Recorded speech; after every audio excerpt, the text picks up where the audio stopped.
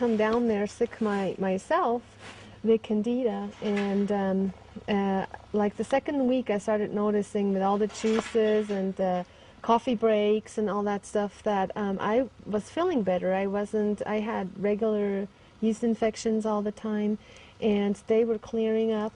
Yeah, then we started on the diet, and I started feeling better after having been hypoglycemic, and just felt better, more energy. And the food, at first I thought it was kind of weird because it kind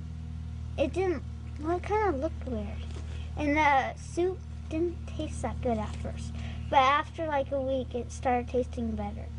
And so we went back home, and let's see. And we've been doing the treatment and for 2 years 2 years since this January. From that point on, hope returned, and life began to change for the entire family. Even the dog was happy again.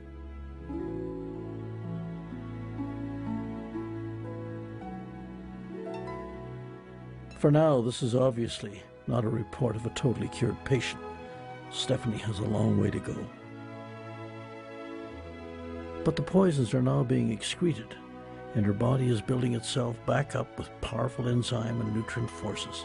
She is on the road to recovery.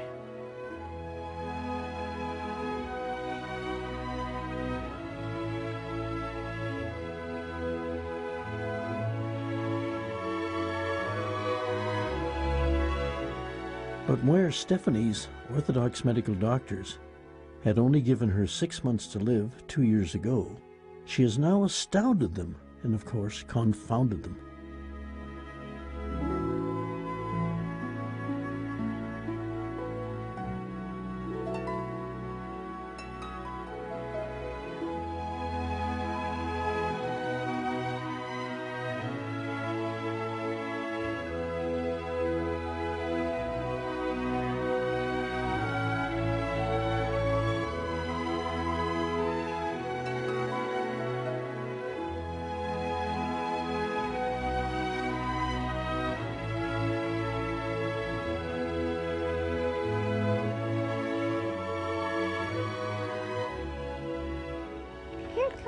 Let's go.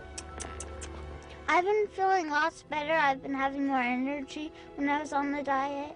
I am on the diet. And I feel very healthy and stronger and much better than I did. This past spring, rosy-cheeked Stephanie and her little sister visited Charlotte. Charlotte observed that they ran around playing and enjoying life as though the scourge of cancer had never visited this resilient child. For many patients like Stephanie that are under Gerson therapy care, an in-depth series of laboratory tests are taken to adjust the therapy precisely to the needs of the patient.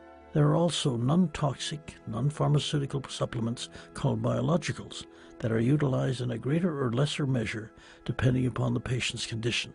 One of the most important of these is a natural potassium mix of potassium gluconate, acetate, phosphate in equal amounts that Dr. Gerson put together after doing nearly 300 experiments. It is extremely beneficial to restoring the potassium in the body's cell systems that was lost due to most people's unrelenting use of inorganic sodium, such as found in table salt and hidden within everything from processed foods to toothpaste. Table salt is a poison, and even though iodine is needed by the body, adding it to table salt destroys most of that value. The use of inorganic sodium causes displacement of potassium found naturally in human cells, leaving them vulnerable to attack by diseases. Dr. Gerson's potassium supplement is dissolved in a quart of distilled water and incorporated in small amounts in the juices. When it comes to fats in the diet, Dr. Gerson painstakingly searched until he found only one answer for that need: flax oil. Robert Gaffney, president of Omega Flax Oil Production. Welcome to our plant here at Omega Nutrition. We're located in Bellingham, Washington, and it's a pleasure to show you around. Here comes one of the vehicles that delivers.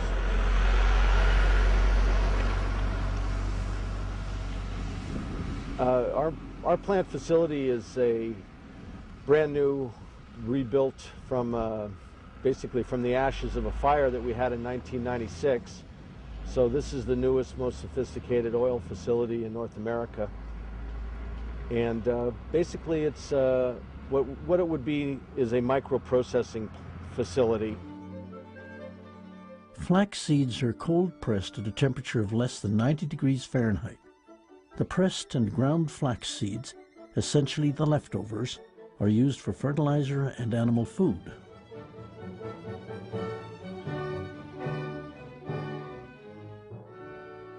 Dr. Gerson stressed that flax oil is to be ingested raw and cold. It is not a cooking oil. Flax oil delivers nutrients to the body's cells effectively, as well as activating enzymes within the body to help destroy cancer and other diseases. A true miracle oil. The Gerson Clinic, with all of the good work that Max Gerson did in the past, really understood the value of flax oil. It wasn't anything that actually they educated us more than we could even educate them on the value and the benefits of how flax oil really helped their modalities. The use of these natural holistic supplements on the Gerson therapy is part of customization to the specific degenerative condition of the patient. There are many holistic approaches to healing. The Gerson therapy utilizes some of them in the recovery process. None in and of themselves can, for example, cure cancer, but they can sometimes fortify Gerson's therapy's effectiveness. When it comes to helping the body recover, whether from the common cold or cancer, today over half the medical visits in the US and Canada are to alternative therapists, despite the efficacy, and in the United States especially. It is estimated that our understanding and acceptance of holistic medicine is still 75 years behind the rest of the world. The only area of which established orthodox medicine in the United States is superlative is in the cost. Medically, we trail many third world countries. Our medical system is collapsing under the load of so-called incurable, chronic, and degenerative diseases that Dr. Gerson cured nearly 3/4 of a century ago.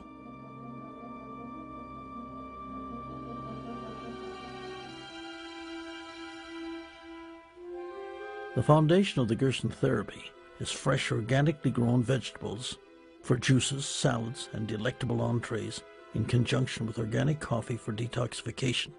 It is imperative that patients have access to such food choices. The organic food market has increased almost 20% annually for the past 7 years, mainly as the result of the economic law of supply and demand. Mass-produced, commercially grown fruits and vegetables produced with chemicals and sprays are fertilized with only 3 minerals: nitrogen, phosphorus, and potassium. But the plant, like the human body, really needs over 50 more. As a consequence of this tiny mineral contribution in the fertilization process of commercially grown crops, the plants are sick and must be kept on life support with more toxic chemicals until market. This process is now repeated in the consumer in simplified terms. On the other hand, organically grown food is raised with natural fertilizers of decaying matter that supplies it with the minerals required for healthy plants, which in turn enables the plants to fight off disease and resist pests naturally.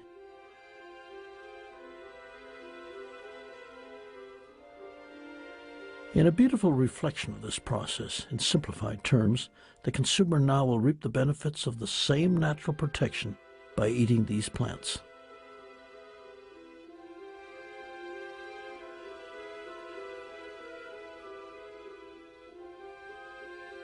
But discerning consumers want to be reassured that what they are buying is truly organic.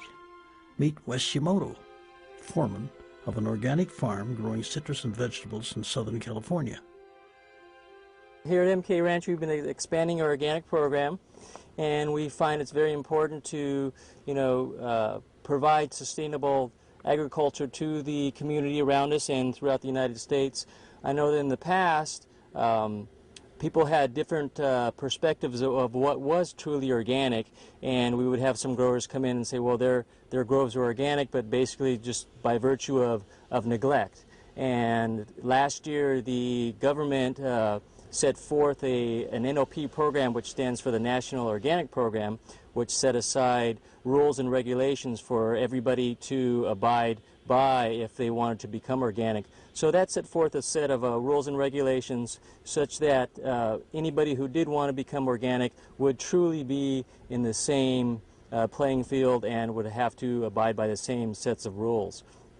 We have found that the attributes of truly doing certified organic is beneficial not only for the people but also for the ground and etc. So that's something that we truly look forward to expand upon and to provide for the local community and also for the people throughout the United States and worldwide. By popular demand, undoubtedly based largely on the discovery of the incomparably better flavor of fresh organic produce, organic farmers frequently stock popular local farm stands with delicious samples of their produce for their neighbors' benefit before shipping their product to an ever-increasing world market.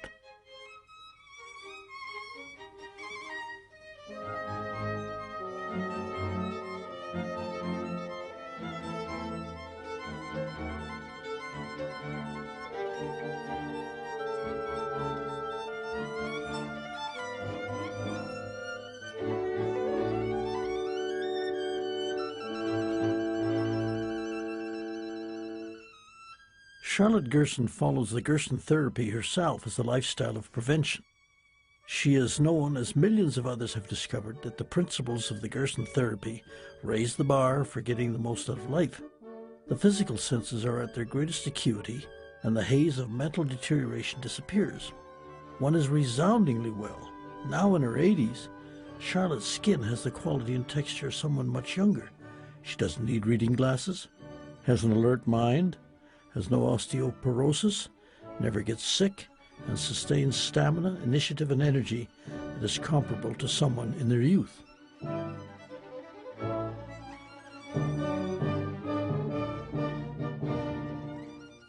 Using the Gerson therapy, one need never again worry about dieting to lose or gain weight. Charlotte explains. When we're dealing nowadays extremely seriously with obesity, which has become an epidemic.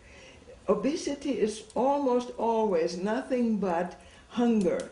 And the reason is that foods are so depleted, they're damaged, they're processed, they're dead in cans and jars and pickled and preserved and so on, so that actually the body is not getting nutrition.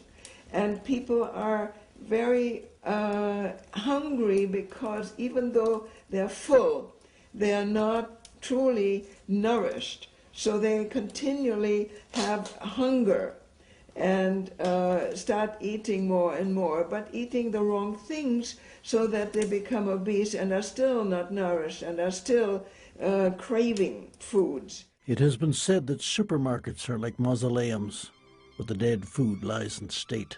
Once heat and pasteurization takes place, the enzymes are dead, and the molecular structure of food itself changes, making it hard to assimilate even its few remaining nutrients. Good health can exude beauty and sex appeal, not only skin deep, but all the way through the bone. The Gerson therapy is an approach to life that galvanizes the power of each and every person to experience life to the fullest and be assured of a life free of disease or some nagging unknown medical condition. For many, it also grants them a higher vibration or spiritual consciousness that spans every faith and walk of life.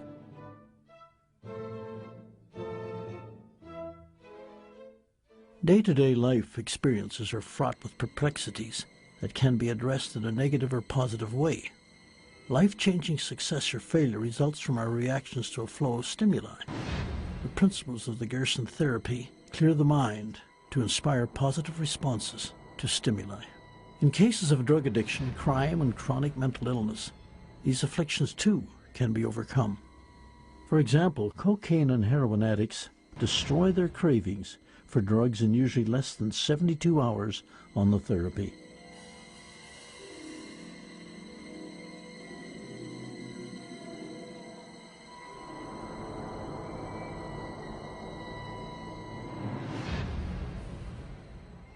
The human brain is capable of storing information and recalling it at any second.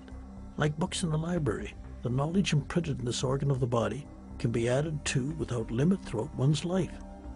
The only obstacle that arrests or commences to subtract those books is long-term lack of nutrients and environmental toxicity. Dr. Gerson observed that when nutrients are plentiful and the body is detoxified, the brain is restored to normal function. When the brain detoxifies, calm and clarity return, mental and emotional fog lift.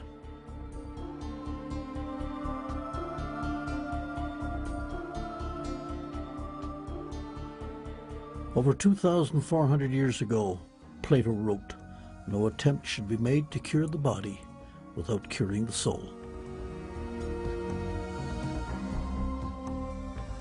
The body is miraculous in its design and flexibility. It is a forgiving machine. Even following decades of punishment, it can rebound. One of the first steps we can take is to avoid environmental poisons, even those we think are insignificant. Harmful fractions such as chlorine and fluorine belong to a dangerous class of chemicals called halogens. These chemicals are found in virtually all municipal drinking water and inflict severe damage on the body's endocrine system, particularly the thyroid gland. Fluorine, a highly toxic byproduct of aluminum manufacturing, is very dangerous and expensive to dispose of.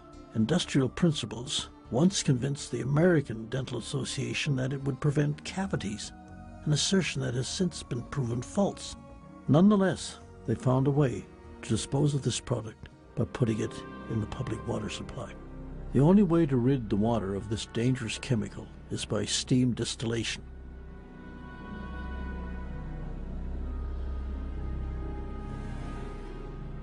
But there are other semi-hidden dangers in ingestion of daily poisons that can be avoided. Charlotte cites one example in particular.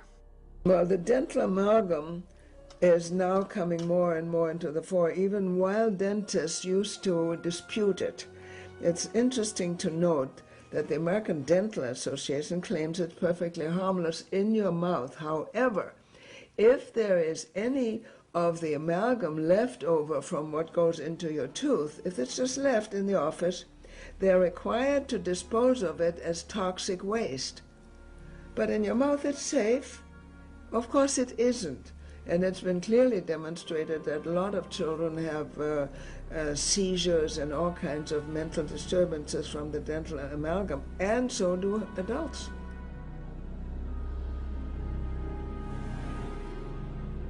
The danger of illegal street drugs in public and private schools is heavily publicized, but there are wolves dressed as sheep that are welcomed as they walk through the front door. The trouble with Ritalin is sometimes, first of all, it's never been tested on children under 6. And they're giving it now to children in preschool and kindergarten. If the nurse or if the teacher feels that the kids are restless or are causing a problem, then they report them, and the nurse reports them to the doctor, and without any further thought, they put them on Ritalin. It does cause permanent brain damage even when they quit taking the Ritalin, and the American services like the Army, Navy, and Air Force will not accept any person into the service who has ever been on Ritalin because they are uncontrollable. They're mentally disturbed.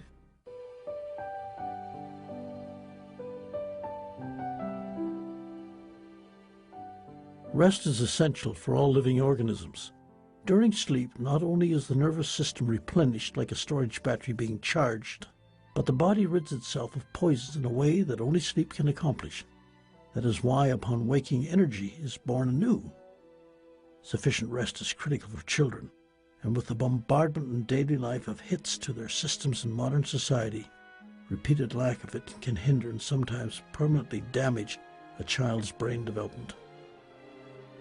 The developing brain of a child at this time in human history must clear a number of hurdles in a bid for genetic normalcy. Children are more vulnerable to environmental pollutants than adults because of their size and faster metabolism.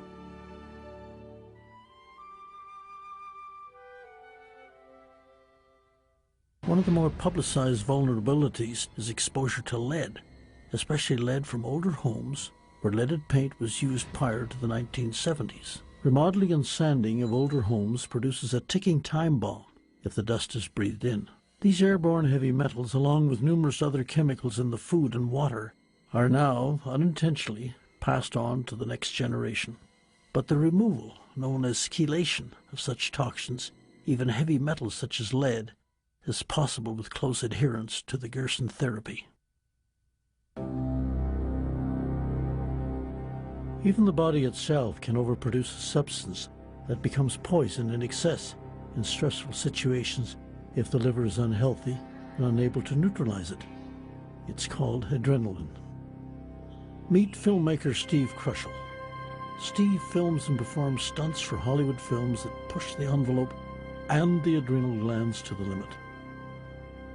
In an occupation that demands split-second life-or-death decisions, the adrenaline flows in excess, and if not neutralized, can poison the body into illness. The potency of this substance is profound. When a drop of adrenaline is secreted by the adrenal glands, which are located like little caps on top of each kidney, it enters the bloodstream and is diluted instantly to between 1 to 2 billionths of its original strength. This would compare to one single drop of ink spilled into 6 million gallons of water. The purpose of adrenaline secretion is to accelerate the fight or flight response to protect oneself in threatening situations. The largest gland of the body, the liver, when healthy, is able to neutralize the secretions. In today's world, the abuse of this magnificent organ is relentless. Many people have liver disease and don't even know it. For the detection of a liver problem via illness requires the liver to drop below 30% of its full working capacity before symptoms become detectable. One of the Gerson therapy's main objectives is to restore the liver to 100% capacity and ensure its health. Another of this filmmaker's occupations is showcasing wild animals in natural habitats for public education as well as for the motion picture industry.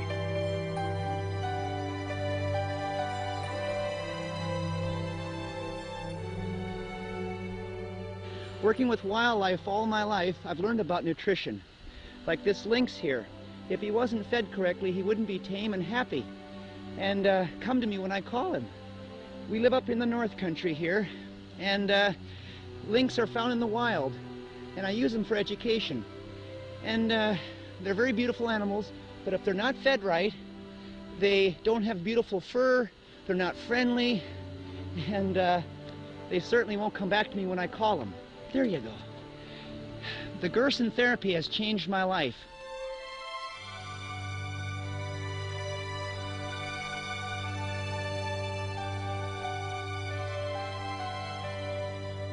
This 43-year-old man follows the Gerson lifestyle as a preventative measure, and in doing so has acquired tremendous energy to achieve a physical workload equivalent to several people. Like many others who do not have degenerative disease, Steve is immune to even the slightest viral annoyances, such as the common cold or other discomforts such as headaches or other minor health hindrances. Because many of the animals are carnivores at the Wildlife Center, the health and reproductive ability must be maintained at highest levels. Several years ago, scientist researcher Dr. Francis Pottinger ran humane experiments with regular house cats that lasted several years. He divided his cats into various groups and fed each group differently. Some he gave certain cooked meats, some he gave raw meats. Those that received just cooked meats over a few generations not only declined in physical robustness, but were plagued with illness and had temperament problems. Eventually, they were unable to reproduce successfully. The feces from the animals receiving the cooked product was used as fertilizer to raise string beans. But the beans didn't grow. Some beans hardly even sprouted. The house cats given the fresh raw meat product thrived and produced through each generation successfully. Clearly, wild carnivores such as these were designed to hunt and kill and survive on prey composed of flesh. Their teeth, stomach acids, and short digestive tract bear this out.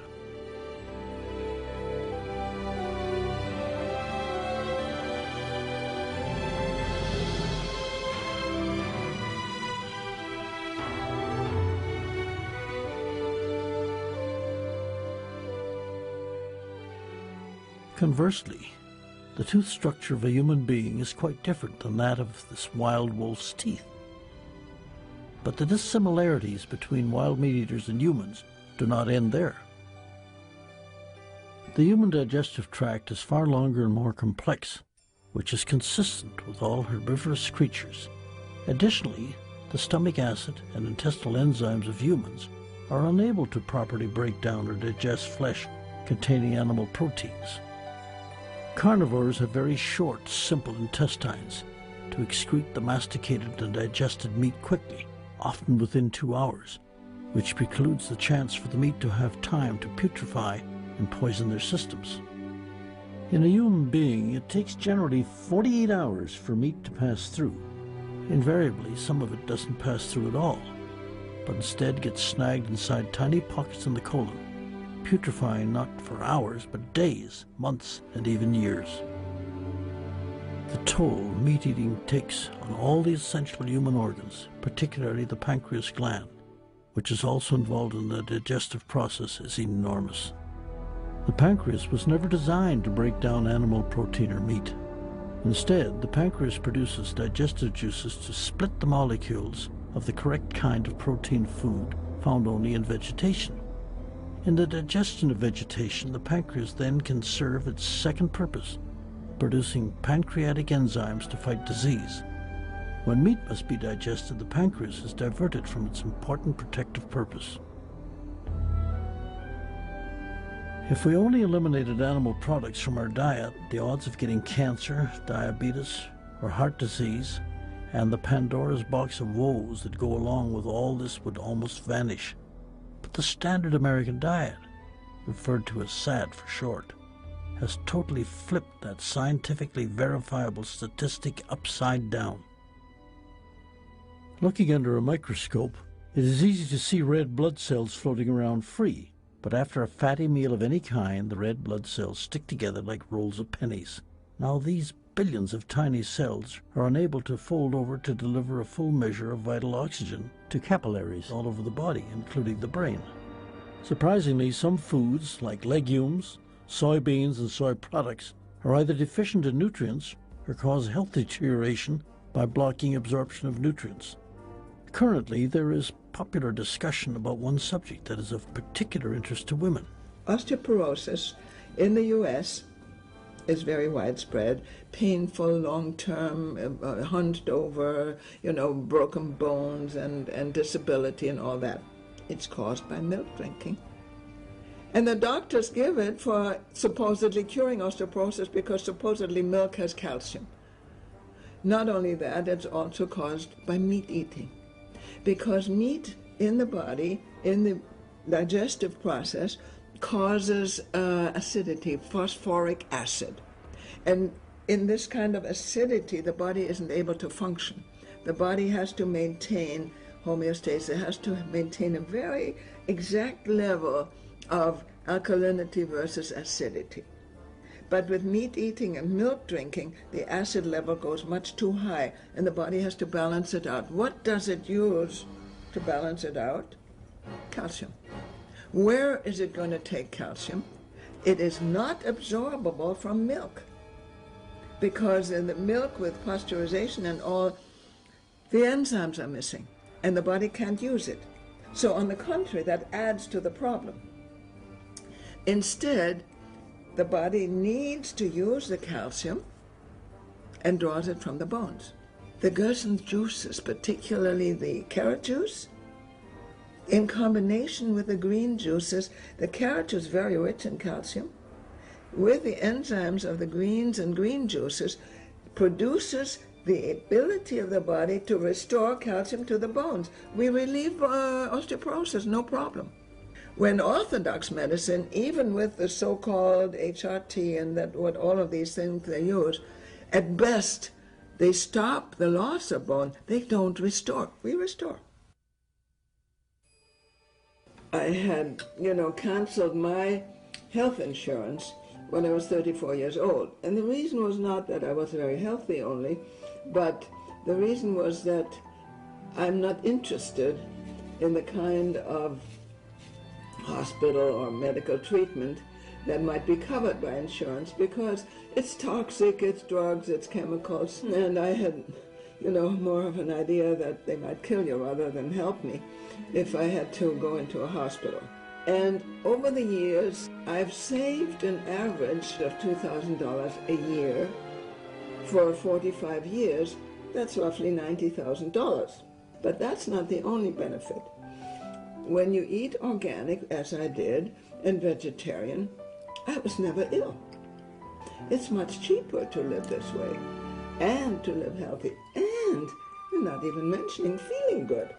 I feel good, I have energy, I'm able to work, I'm able to travel and lecture and do all kinds of things, even now that I'm almost 82 years old. I'm always telling people, women particularly, wouldn't it be wonderful if you never had to worry about finding a lump in your breast?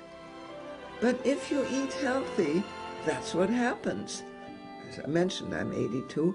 Up until this time, I've never ever had a mammogram, because I feel very strongly that living in this manner, you don't risk cancer. Without Charlotte's dogged determination and iron will her entire life, Dr. Gerson's battle to share with the world this unprecedented medical marvel would have failed. Even now, the suffocation of this therapy is unrelenting. Today, Gerson's name and therapy is known and honored worldwide by holistic physicians, nutritionists, and chiropractors. Only in the United States is Gerson's name still forbidden to cross the lips of a physician. Fortunately for Charlotte, her family upholds her task and has contributed markedly to radiating information of the Gerson therapy throughout the world. The Gerson therapy is unequivocally the holy grail to curing cancer and maladies that now afflict most of mankind. Charlotte's son Howard is helping educate people around the world about the Gerson therapy through a tax-exempt organization, as well as radio and TV appearances. He also authors feature stories for the bi-monthly Gerson Healing newsletter. Howard has recently completed an historical overview of his grandfather's life and work, and coordinates book signings with Charlotte, like this one at the Gerson Institute in Southern California. You can cure any disease, or you can just maintain good health. Thank you very much. My pleasure. Nice meeting you. Thank you. Okay. Charlotte's daughter Peggy, along with husband Giuliano and daughter Etta, who live in Italy, also follow the Gerson protocol. Etta, only 14, is already an accomplished violinist and donates her musical talents to benefits and lecturing programs that Peggy puts together in Europe. Giuliano, a poet, journalist, lecturer, and author, recently wrote his own tribute about Dr. Max Gerson's life, set as a novel.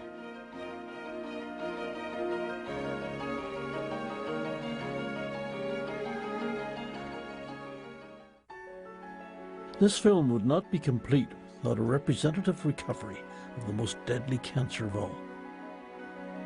Meet Pat Aney from British Columbia, Canada. A successful businesswoman in the shipping industry, she remains extremely busy. Pat radiates good health and has a deep conviction about certain priorities in her life.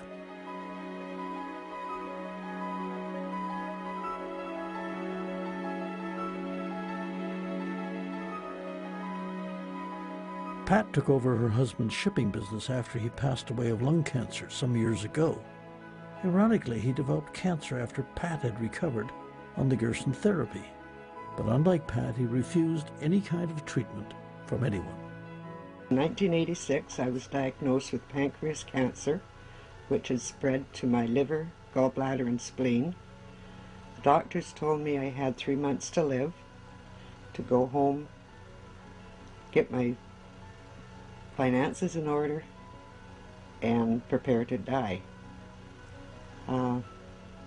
My husband just wouldn't accept it. I was only 46 at the time, far too young, so we kicked around thinking, oh well, it was such a blow that you just don't really start thinking for at least a month. And at the time, I was throwing up mouthfuls of blood. I was on the therapy for 10 days. The bleeding had stopped, the pain had stopped.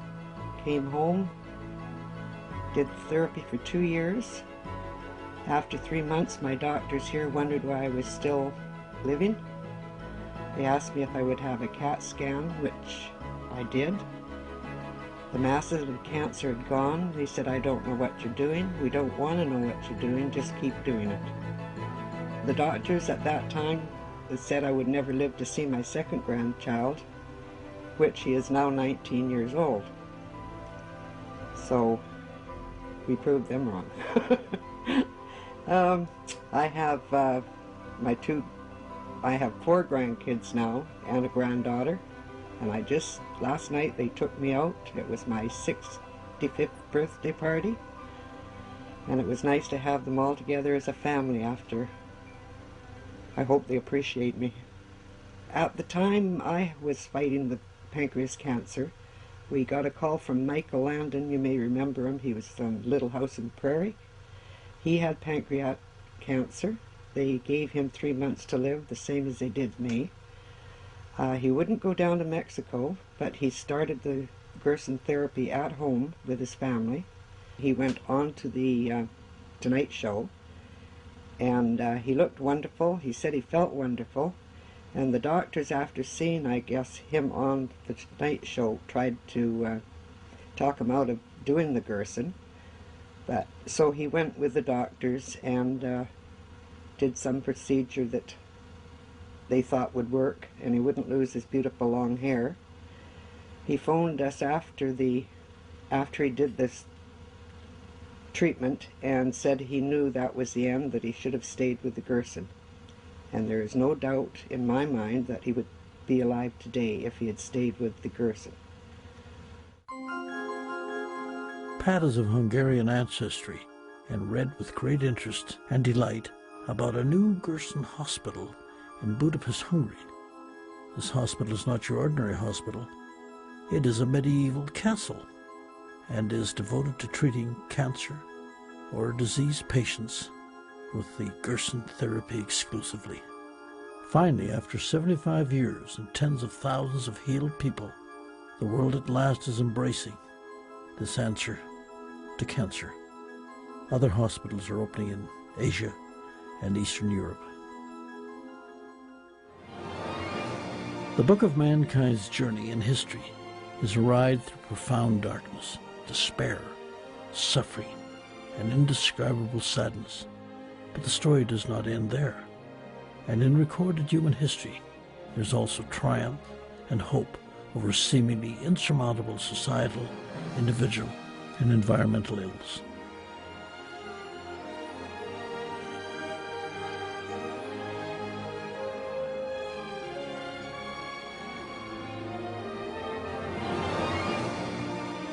As historians and scientists go back in time, from the fall of ancient Rome as a result of drinking water from leaded pipes, to the secrets of the distant past frozen in some of the world's greatest ice fields, we can see a traceable legacy of other cultures and life forms that have arrived and survived on Earth for tens of thousands of years.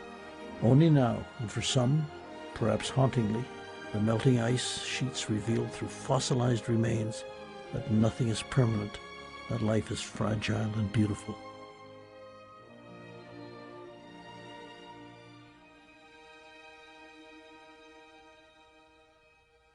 Dr. Gerson, who was the first holistic physician in the United States, called his approach to medicine totality. He was a health ecologist. To draw the connection, as Dr. Gerson did, of the large-scale environmental challenges and the viability of life hinging essentially upon what we pour into our cups and place on our plates, is so simple, yet profoundly hard to grasp by modern medicine's modalities.